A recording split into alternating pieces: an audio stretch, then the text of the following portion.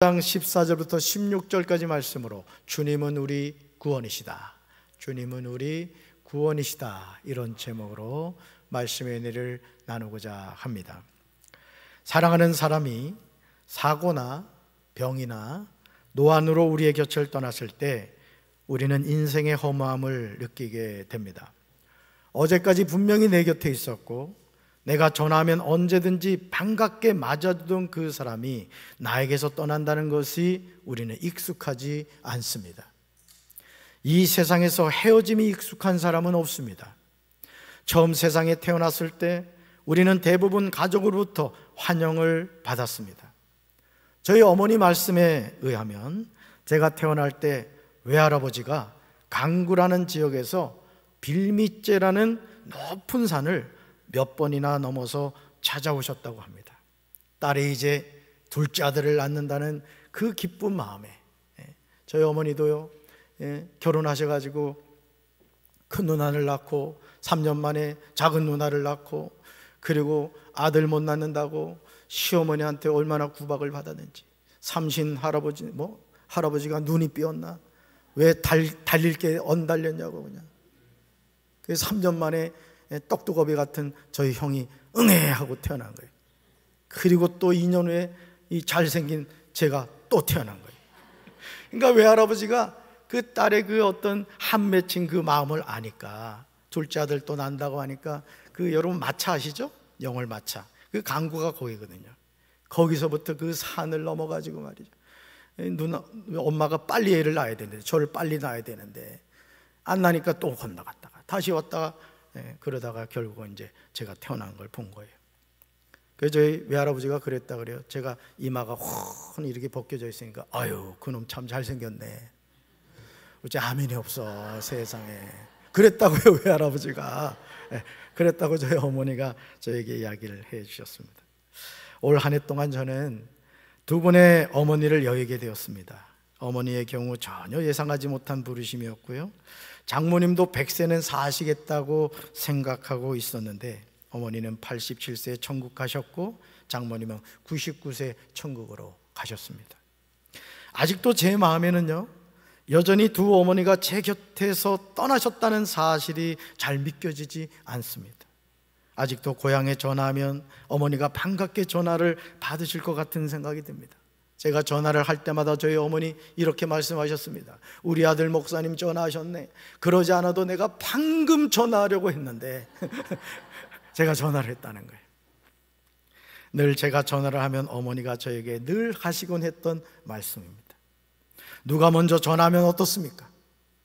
서로 전화기를 통하여 서로의 안부를 묻고 서로에 관하여 사랑을 나눌 수 있다면 누가 먼저 하고 나중하고는 전혀 문제가 되지 않습니다. 그러나 이제는 제가 전화해도 받아주실 어머니가 계시지 않습니다. 사랑하는 성도 여러분, 성경은 우리에게요, 인생의 중요한 진리를 알려줍니다. 우리가 성경의 진리를 받아들이든 받아들이지 않던, 성경은 진리를 진리라고 분명하게 선포하고 있습니다. 우리가 그 말씀을 아멘으로 받아들이느냐, 그 말씀을 거부하느냐는 우리 자신의 선택이고 우리 자신이 결정하는 일입니다. 목회하면서요, 제가 하나님의 자녀가 되었다는 사실이 너무너무 감사하다는 생각을 많이 하게 돼요. 야, 내가 하나님의 자녀가 되었다니. 그 강원도 저희 아내가 늘 하듯이 꼴창에서 태어나가지고 말이야, 이렇게 하나님의 종이 되었다는 게 참 믿겨지지 않죠. 두 분의 어머니가 제 곁을 떠났을 때 저에게 남는 중요한 질문은 다른 것이 아니었습니다. 천국에서 두 분을 만난다는 것이었어요. 이게 저에게 얼마나 위로가 됐는지 몰라요. 나는 우리 사랑하는 성도 여러분들의 가정이 인가기도 되셔서, 사랑하는 가족이 떠났을 때 그래 천국 가서 만나면 되지, 이런 주님의 위로를 받게 되길 주님의 이름으로 축원합니다. 저도 50대 중반의 나이가 되고 보니 인생에서 정말 소중한 것이 무엇인가를 더 많이 생각하게 됩니다. 세상적인 기준에 성공을 하고 내가 원하는 것을 이루고 내가 원하던 목표를 성취하는 것도 중요하지만 결국 남게 되는 것은 내 인생의 결국이 어떻게 되느냐 하는 것입니다. 이것이 모든 인생의 숙제예요. 내 인생의 결국이 어떻게 되느냐. 하나님께 최고의 지혜를 선물로 받았던 솔로몬은 전도서 12장 13절과 14절에서 인생을 살아가는 우리에게 아주 중요한 진리를 알려줍니다. 우리는 솔로몬이 당부하고 있는 이 말씀을 명심해야 됩니다. 그렇지 않으면 후회하게 됩니다. 우리 말씀 같이 읽어봅니다. 일의 결국을 다 들었으니 하나님을 경외하고 그의 명령들을 지킬지어다. 이것이 모든 사람의 본분이니라. 하나님은 모든 행위와 모든 은밀한 일을 선악간에 심판하시리라. 아멘. 솔로몬이 전도서를 대하는 모든 사람에게 전하고자 했던 것은 세상만사의 결론입니다. 세상만사의 결론. 우리는 살아보지 않은 인생에 관하여 솔로몬을 통하여 듣게 됩니다. 그렇다면 솔로몬이 모든 인생을 향하여 내리는 결론이 무엇입니까? 먼저 하나님을 경외하며 살라는 거예요. 따라합시다. 하나님을 경외하며 살라. 다음으로 따라합시다. 하나님의 명령을 지키라. 첫째는 뭐고요? 하나님을 경외하며 살라. 두 번째는 하나님의 명령을 지키라. 아멘. 그러면서 이것이 사람이 해야 할 본분이라고 분명하게 이야기하고 있습니다. 왜냐하면 하나님은 선악간의 모든 행위와 남몰래 한 모든 일을 심판하실 것이기 때문이에요. 기억하시기 바라요. 인생은 죽음으로 끝나지 않습니다. 창세기 66권에는, 성경 66권에는 다양한 나라의 흥망성쇠의 내용이 나옵니다. 특히 하나님이 세우신 나라도 이런 과정에서 벗어나지 않았습니다. 하나님이 아담을 통하여 세우고자 하신 나라는 하나님이 왕이신 나라였습니다. 여러분, 이 세상 만물의 참된 왕은 하나님이신 줄로 믿습니다. 대통령이 있고 국왕이 있고 여왕이 있어 총리가 있어요. 다 가짜 왕입니다. 왕노릇 하는 거예요. 왕노릇. 진짜 왕은 하나님이신 줄로 믿습니다. 에덴 동산의 중앙에 있었던 선악을 알게 하는 나무는 하나님이 왕이심을 보여주는 거예요. 어디 있었다고요? 에덴 동산 중앙에 있었다. 그러나 원수 마귀는 여자에게 교묘하게 접근하여 물었습니다. 창세기 3장 5절을 주목해서 보시면 옛뱀인 마귀의 엄청난 거짓말이 나와요. 여러분, 마귀는 거짓말의 전문가예요. 말씀 같이 읽어봅니다. 하나님은 너희가 그 나무 열매를 먹으면 너희 눈이 밝아지고 하나님처럼 되어서 선과 악을 알게 된다는 것을 아시고 그렇게 말씀하신 것이다. 아멘. 사랑하는 성도 여러분, 가장 간사하고 교활한 옛뱀인 마귀가 에덴 동산으로 와서 여자에게 물었던 질문이 무엇입니까? 하나님이 정말로 너에게 동산 안에 있는 모든 나무의 열매를 먹지 말라고 말씀하셨느냐? 이 질문이에요. 여러분, 이 질문에요 함정이 있는 거 보이십니까? 어떤 함정이 있어요? 할렐루야 찬양대. 응?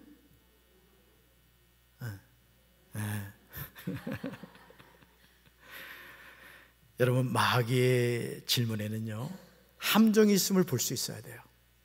하나님은 아담에게, 잘 들으세요, 동산 안에 있는 모든 나무의 열매를 먹지 말라고 하신 적이 없어요. 창세기 2장 16절에서 이렇게 말씀하시죠? 같이 읽습니다. 동산 각종 나무의 열매를 내가 임의로 먹되 선악을 알게 하는 나무의 열매는 먹지 말라. 내가 먹는 날에는 반드시 죽으리라. 아멘. 하나님이 금하신 나무의 열매는 뭐였어요? 선악을 알게 하는 나무의 열매. 나머지는요 먹고 싶은 대로 먹으라. 근데 이 원수 마귀는 어떻게 해요? 이걸 살짝 뒤틀어 버리는 거예요. 하나님이 에덴 동산에서 아담에게 먹지 말라 금하신 나무의 열매는 선악을 알게 하는 나무의 열매였습니다. 그런데 이것을 옛뱀인 마귀는 동산 안에 있는 모든 나무의 열매를 먹지 말라고 함으로써 여자에게 함정을 파놓은 것입니다. 그리고 무엇보다 여자를 미혹한 결정적인 미끼가 나오죠? 같이 읽어봅니다. 너희가 그 나무 열매를 먹으면 너희의 눈이 밝아지고 하나님처럼 되어서 선과 악을 알게 된다. 아멘. 여러분, 선과 악을 판단하신 분 누구예요? 하나님이에요. 뭐 법정에서 판사들이 말이죠, 무슨 자기가 뭐 대단한 것처럼 말이죠, 법복을 입고 말이죠, 뭐 너는 유죄고 너는 무죄다. 그 판결 잘못한 판사들은 하나님 앞에 가서 다 심판받을 거예요. 검사들도 마찬가지예요. 검사들도, 변호사들도 마찬가지야. 공의를 이루어야 될 법조인들이 말이야, 돈 벌겠다고 말이죠, 가난한 사람들 눈에 피눈물 나게 만들고, 무슨 전관예우라 해가지고 하나님을 두려워하지 않는 거예요, 여러분. 그래서 저는요, 저도 이렇게 살면서 느끼는 게 뭐냐면, 우리 그죠? 사법고시 패스하면 대단하다 생각하잖아. 대단하기 뭘 대단해. 가장 악한 짓을 하는 게 어떻게 보면은 이 법조인들이에요. 법조인들. 여기 혹시 법조인 계시면 시험 들지 마세요. 똑바로 하면 돼. 똑바로 하면. 어째 아멘이 없어? 아멘 하면 자녀들이 법조인 될 줄로 믿습니다. 돈을 벌기 위해서 자기 양심을 팔고 법을 엎어버리고 그런 사람들이 얼마나 많으냐 이거예요. 마치 마귀처럼 하나님의 말씀을 비틀어 버려가지고 하나님을 대적하는 거죠. 결국 여자는 선악을 알게 하는 나무의 열매를 따먹고 남편인 아담에게도 주어서 공범이 되었습니다. 그리고 그의 후손은 원죄를 가지게 되었어요. 예레미야는 눈물의 선지자입니다. 선지자란 남보다 먼저 깨달아 아는 사람을 말합니다. 예수님 이전에 나타나 예수님의 강림과 하나님의 뜻을 예언하던 사람들, 하나님의 뜻을 알고 산다는 것은 감사한 일이지만 그 사실을 사람들에게 전했을 때 그 사실을 받아들이지 않을 때 눈물이 나오는 거예요. 우리 부모님들, 여러분들이 자녀에게 정말 자녀를 사랑하는 마음으로, 얘야 너 그러면 안 돼, 이 아빠가 너보다 그래도 인생을 먼저 살았잖니? 살아보니까 그게 아니더라, 너 그러면 안 돼, 고쳐야 돼. 그런데 이 호로 자식이 말이야, 아빠가 나한테 해준 게 뭐가 있는데? 여러분 이러면 어떻게 해? 열 받아요 안 받아요? 그런 자식은 호적에서 파버려야 돼 그냥. 여러분 오늘 우리가요, 하나님이 무엇인가를 깨닫게 해준단 말이에요. 따라합시다. 나는 선지자입니다. 여러분 선지자가 뭐예요? 먼저 알게 된 사람이라고. 여러분이 뭘 알고 있어요? 막 큰일 나겠어. 오늘 얹히겠어. 잘 들으세요. 선지자가 뭐라고요? 먼저 아는 사람이 선지자예요. 왜 여러분이 선지자냐? 제가 그 근거를 댈게요. 여러분 예수님 믿으면 어디 가요? 예수님 안 믿으면 여러분이 선지자인 거예요. 선지자는 그 진리를 전해야 돼요? 전해야 돼요? 전해야 됩니다. 근데 그걸 잘 받아들여요? 안 받아들여요? 안 받아들여요. 그래도 전해야 되는 거예요. 왜? 여러분은 하나님의 택함 받은 선지자이기 때문에. 여러분 가정이 인가기도 되길 주님의 이름으로 축원합니다. 남편이 교회 안 나온다고 낙심하지 마세요. 부모님이 예수 안 믿는다 낙심하지 마세요. 듣든지 아니 듣든지, 때를 얻든지 못 얻든지 전하시길 주님의 이름으로 축원합니다.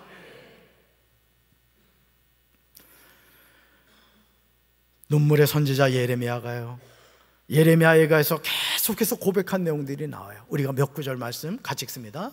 밤에는 슬피우니 눈물이 뺨에 흐르며 사랑하는 자들 중에 그에게 위로하는 자가 없고 친구들도 다 배반하여 원수들이 되었도다. 아멘. 그 다음요, 이로 말미암아 내가 오니 내 눈에 눈물이 물같이 흘러내리며 나를 위로하여 내 생명을 회복시켜 줄 자가 멀리 떠났음이로다. 원수들이 이김에 내 자녀들이 외롭도다. 아멘. 그 다음요, 딸 내 백성의 파멸로 말미암아 내 눈에는 눈물이 시내처럼 흐르도다. 아멘. 또요, 내 눈에 흐르는 눈물이 그치지 아니하고 쉬지 아니하며. 아멘. 사랑하는 성도 여러분, 오늘 저와 여러분은 이 세상을 바라보면서 예레미야처럼 눈물을 흘릴 수 있어야 돼요. 저는 그 손원보 목사님이 10월 27일 날 그 100만, 200만 그 크리스찬들이 그 서울에서 모여가지고 정말 이 동성애와 차별금지법에 대한 이런 것에 대해서 우리가 기도하자. 그런데 그분이 그 고신 측이거든요. 그 합동 측 그 모임이 있는 자리에 가가지고 시간을 일찍 줬어요. 얘기를 하시면 눈물을 흘리시는 거예요. 여러분, 그 목사님 그런 거 안 해도 괜찮은 분이에요. 여러분, 세계력교회 가요. 어떤 교회인지 아십니까? 부산에서 한참 차를 들고 가야 되는 시골에 있어요. 시골에. 그 마을 시골 사람들이 100명밖에 안 산대요. 근데 제가 말씀드렸죠? 맥주 감사 주일날 저 세례받은 사람이 몇 명이라고 했어? 에? 뭐 100명이야? 600명. 아무도 안 놀라네. 근데 눈물을 흘리시는 거예요. 누가 주신 눈물일까요? 하나님이 주신 눈물인 게. 우리 조국 대한민국이 동성끼리 사는 사람들을 무슨 부부로 인정해가지고 대법원 판사가 말이에요.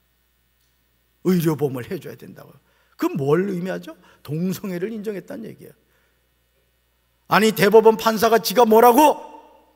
입법기관도 아닌데 그런 판결을 하냐 이거예요. 그러니까 간이 배 밖으로 난 겁니다. 아까도 제가 법적인 얘기를 했습니다마는 정말 두렵고 떨리는 거예요. 저도 이 목회 길을 가면서 제가 느끼는 게 뭔지 아세요? 목회 잘해야 됩니다. 저도 기도해 주시기 바래요. 담임 목사 목회 잘해야 돼. 지옥 상속 가기죠, 이 목사들이. 장로들도 마찬가지고. 정말 우리가 영적으로 깨어서 하나님의 뜻이 무엇인가를 분별하고 말씀에 순종하며 살아야 될 줄로 믿습니다. 어느 부모가 곁길로 가는 자녀를 보면서 그것을 방관하겠습니까? 어느 부모가 폐인처럼 사는 자녀를 외면하겠습니까? 우리 하나님도 마찬가지세요. 저와 여러분이 시퍼렇게 살아계신 하나님을 아버지라 고백하며 믿던 믿지 않던 우리 모두 하나님의 자녀인 줄로 믿습니다. 따릅시다. 나는 하나님의 자녀입니다. 거짓 아버지인 마귀에게 자기 영혼을 빼앗겨서 공중권세를 잡은 마귀에게 붙잡혀 있지만 모든 사람은 하나님의 자녀였습니다. 이 권세를 회복해야 될 줄로 믿습니다. 영접하는 자, 곧 그 이름을 믿는 자들에게 하나님의 자녀가 되는 권세를 주셨단 말이에요. 그러므로 아직도 구세주신 예수님을 믿지 않는 가족을 생각하면서 밤에는 슬피 울고 눈물이 뺨에 흘려야 됩니다. 하나님을 모르는 가족으로 말미암아 내가 울어 내 눈에 눈물이 물같이 흘러내려야 됩니다. 예수님을 믿지 않고 지옥으로 가고 있는 내 자녀의 파멸로 말미암아 내 눈에는 눈물이 시내처럼 흘러내려야 할 줄로 믿습니다.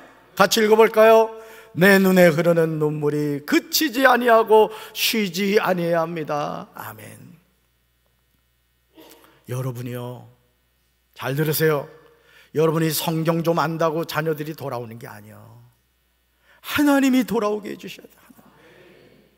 눈물의 기도를 하시라고요. 눈물의 기도를. 주여, 우리 아들, 예수 믿지 않는 우리 아들 생명록에 기록되게 하여 주시옵소서. 하나님이 왕이신 나라가 왜 망했습니까? 이스라엘 백성이 하나님을 버렸기 때문이에요. 이제 우리나라가 먹고 살만하다고 해서 하나님을 떠나는 사람이 많다고 합니다. 교회 전혀 다니지도 않고 가난한 성도가 되어서 자기 마음대로 신앙생활을 하겠다고 해요. 여러분, 신앙생활은 자기 마음대로 하는 게 아니에요. 하나님의 말씀에 순종해야 되는 거예요. 아멘이십니까? 자기 마음대로 신앙생활을 하면 망하는 거예요.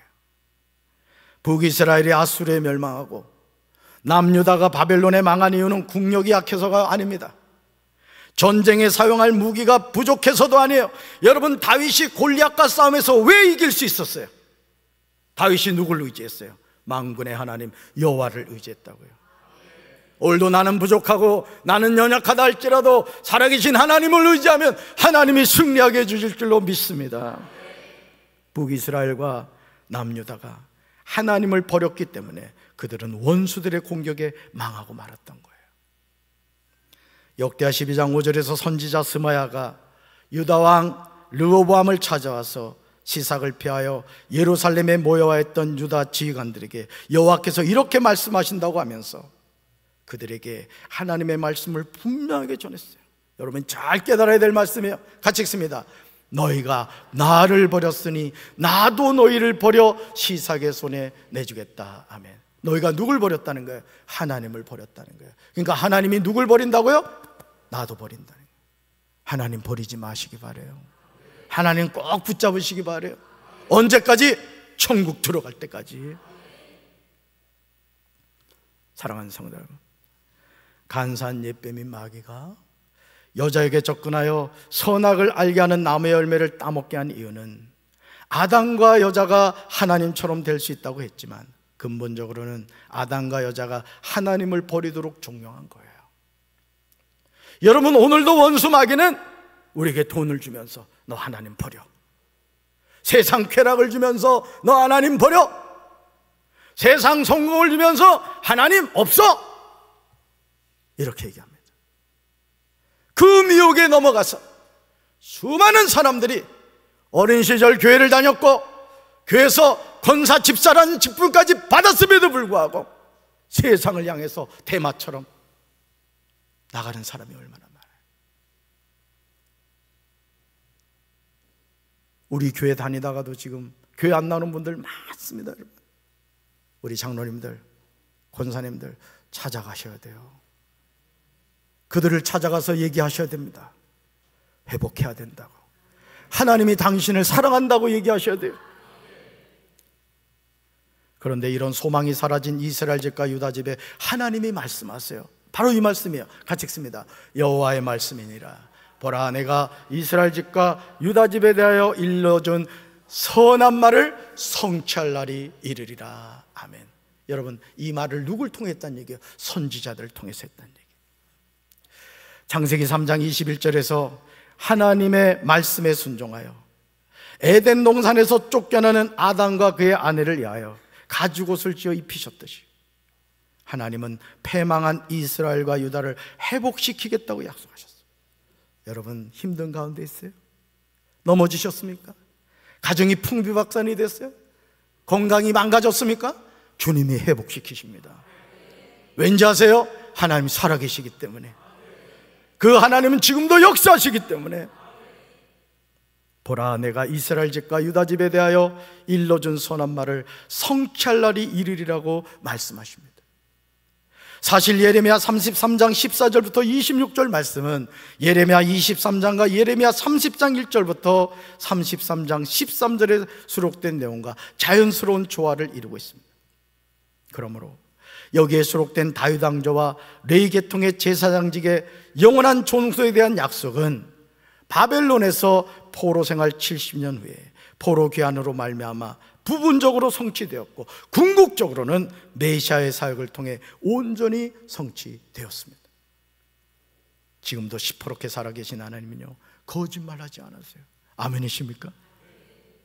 성경에 나오는 수많은 선지자가 예언한 내용 가운데 하나도 땅에 떨어지지 않고 모두가 이루어졌음을 우리는 명심해야 돼요.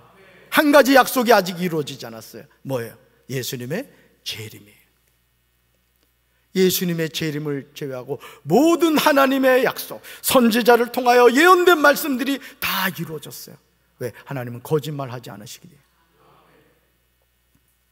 그렇다면 내가 이스라엘 집과 유다 집에 대하여 일러준 선한 말을 성취할 날이 이른다는 말은 무엇을 의미하는 것일까요? 예레미야 33장 15절에서 그날 그때, 16절에서 그날에라고 나옵니다. 하나님이 약속하신 것을 이루시기 위해서 메시아가 오십니다. 우리는 그분이 예수 그리스도임을 압니다. 말씀 같이 읽습니다. 그날 그때에 내가 다윗에게 한 공의로운 가지가 나게 하리니 그가 이 땅에 정의와 공의를 실행할 것이라. 그날에 유다가 구원을 받겠고 예루살렘이 안전히 살 것이며 이 성은 여호와는 우리의 의라는 이름을 얻으리라. 아멘. 여기서 우리가 주목해서 보아야 하는 것은요, 그날 그때의 그날의 등입니다. 하나님의 때가 있다는 거예요. 수많은 선지자의 예언을 누가 믿었겠습니까? 눈물의 선지자 예레미야 예언을 누가 믿었습니까? 아무도 믿지 않았어요. 오늘도요, 여러분 오늘 한번 해봐. 용기 내서 지나가는 사람한테 예수 믿어야 구원받고 천국 가요, 이렇게 얘기해보라고.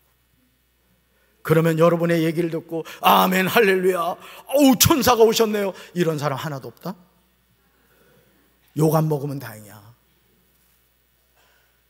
왜 그럴까요? 공중권세 잡은 마귀가 지배하고 있기 때문에 그래요. 예수님을 믿는 사람의 영과 예수님을 믿지 않는 사람의 영이 다른 거예요. 생명의 복음을 전해도 하나님이 구원하기로 작정한 사람이 아니고서는 그 복음을 받아들이지 않는 거예요. 그래서 눈물에 기도해야 돼요. 여러분의 가정, 여러분의 자녀를 위해 기도하셔야 돼요. 그러나 하나님은요, 하나님의 때가 되었을 때 선지자들의 예언을 이루셨어요. 그러니까 우리가 전도를 하면서도 낙심할 이유가 없는 게 뭐냐면은 하나님이 이루신다는 거예요. 답사, 전도는 내가 하는 것이 아니라 하나님이 하십니다. 아멘이십니까? 이제 자유 얻었죠. 우리 뭐 하기만 하면 돼요? 전하기만 하면 돼요. 전하고 얼른 도망오시라고. 붙잡히면 안 돼. 그때 그 시각이 되면 한 의로운 가지를 다윗에게서 돋아나게 할 것이니 그가 세상의 공평과 정의를 실현할 것이라고 하십니다. 그때가 오면 유다가 구원을 받을 것이며 예루살렘이 안전한 거처가 될 것이라고 하십니다. 사람들이 예루살렘을 주님은 우리의 구원이시다는 이름으로 부를 것이라고 말씀하십니다. 예레미야 33장 15절에서 공의로운 가지는 정의롭고 바르게 다스릴 이상적인 왕을 가리키고 있습니다. 여기서 공의로운 가지는 장차 오실 메시아를 가리킵니다. 성경에는 메시아를 나타내는 다양한 표현이 나와요. 오늘 한번 공부해 볼까요? 이사야 4장 2절에 뭐라고 나온다고요? 싹. 스가랴 6장 12절에 싹. 다니엘 2장 34절에 돌. 베드로전서 2장 7절에서 머릿돌. 이게 다 누구를 얘기한다? 메시아, 예수 그리스도를 상징한다. 하나님이 약속하신 메시아가 오셔서 메시아의 통치가 오면 유다는 구속함을 입게 되며 예루살렘은 안전하게 거하게 됩니다. 예레미야 33장 16절에서 그때가 오면 유다가 구원을 받을 것이며 예루살렘이 안전한 거처가 됩니다. 예레미야 23장 6절에서 메시아에게 주어졌던 여호와 우리 공이라는 이름이 예레미야 33장 16절에서 예루살렘에게 주어지고 있습니다. 왜냐하면 온전히 새로워질 예루살렘은 메시아의 의를 반영할 것이며 이런 의미에서 여호와는 우리의 의라고 칭함을 받을 수 있습니다. 소망이 없는 죄인들을 구원하시려고 죄 많은 이 세상에 여호와 우리의 의라는 이름으로 메시아가 오십니다. 우리는 이 메시아가 예수 그리스도를 알아야 될 줄로 믿습니다. 진실하신 하나님이 약속하신 말씀이 성취되는 날이에요. 요한복음 1장 29절에서 세례 요한은 바로 그 메시아가 하나님의 어린 양이라고 강조하고 있어요. 우리 말씀 같이 읽습니다. 이튿날 요한이 예수께서 자기에게 나아오심을 보고 이르되 보라 세상 죄를 지고 가는 하나님의 어린 양이로다. 아멘.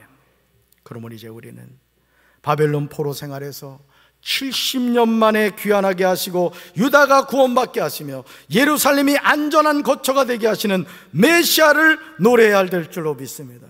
바로 이 노래입니다. 같이 읽습니다. 곧 오소서 임마누엘, 오 구하소서 이스라엘. 그 포로 생활 고달파 메시아 기다립니다. 기뻐하라 이스라엘, 곧 오시리요 임마누엘. 이 임마누엘이신 우리 주 예수 그리스도가 여러분에게 평강과 기쁨과 소망을 주시기를 주님의 이름으로 축원합니다. 가슴에 손 얹겠습니다.